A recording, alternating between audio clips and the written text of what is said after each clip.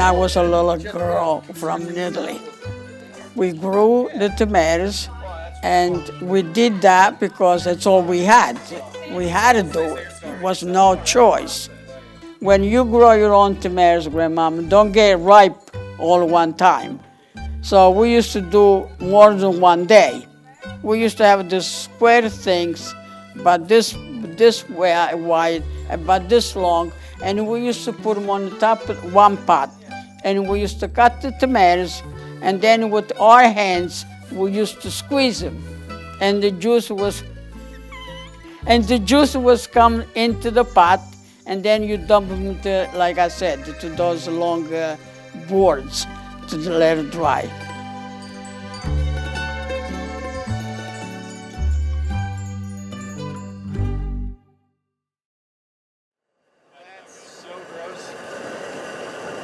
Starting around 5:30. We cut them, usually just in half, just to make sure that there's nothing wrong with them inside. Once that's done, we boil them. Once they're boiled, we'll run them through the machine. Machine seeds and skins them, so it's just the good juice afterwards. Cook that juice again, boil it up till it's nice and thick.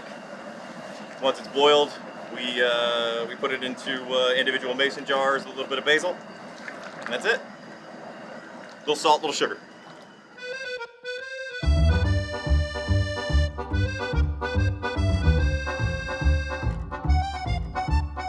Andrew. Yes. Talk about these shirts that you made that everyone's wearing. I made them specifically for Tomato Day. That's why they're red, so they don't get stained. And they feature our late grandfather with his slogans that he would say every year. His catchphrases. It's not proper English at all. This one is lit it up the burner, which is what he would say when he would want us to Turn up the heat. to light the burners, but it always sounded like he was saying lift up the burner, which you can't do with your bare hands, so we were always very confused. And then Chris here is wearing the one that says "It Go Down," which is also not proper English. But that was in reference to the machine, which we haven't set up yet. And the tomatoes have to go down into the hopper.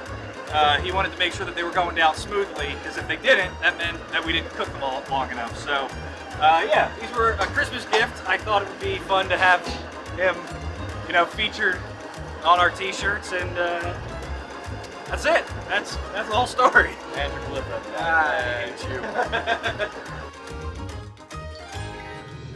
So the first time I made over here in this country, I made only 4 baskets.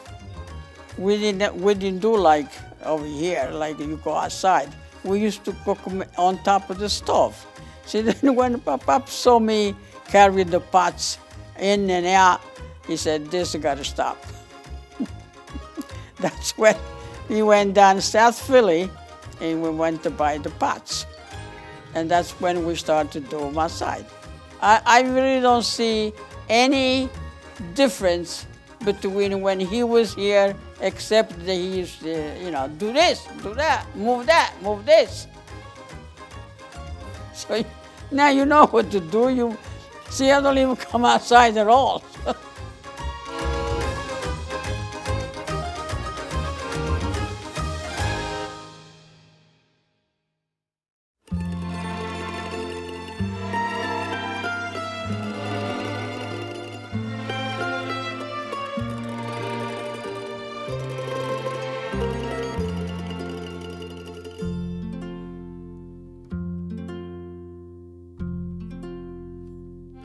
I mean, I did believe that I would have kept the tradition, but not this long.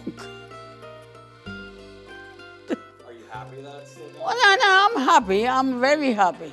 So, especially now, right now, my mom, when you get used to it too, I don't even look at the tomatoes cans when I go to the store because I don't need it, It's your own stuff. You know what you're doing. You know what you put in.